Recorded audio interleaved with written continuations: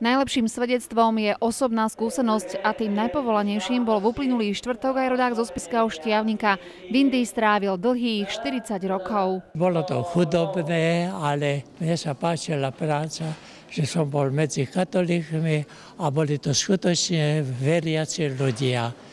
Potom som pracoval tiež aj vo škole. Teraz nemôžem ísť do Indie, lebo som 90-ročný. Ale keby som bol mladý, šiel by som zase do Indii.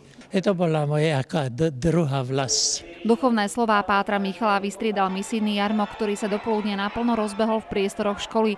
Žiaci sa doň zapojili rôznymi spôsobmi a zelenú dostala najmä ich tvorivosť a kreativita. So svojimi učiteľkami, vychovateľkami postupne podľa tried tak si pripravili buď určité výrobky, ktoré vlastne robili počas vyučovania, počas tých hodín. Potom v tých vyšších ročníkoch naši žiaci zase oni už chcú nejakú kaviareň, nejakú reštauráciu, takže mohli ste tam vidieť, si dať nejakú bagetu, sa najesť, nejaké občerstvenie, či nejaká káva, čaj. Okrem sladkých dobrôt potešili nejedného kupujúceho aj ručne vyrobené drobnosti. Mnohí tak odchádzali s plnými rukami krásnych vecičiek za symbolické ceny. Je to super a je to veľmi dobrá vec. Škoda, že to není rozvíjana viac.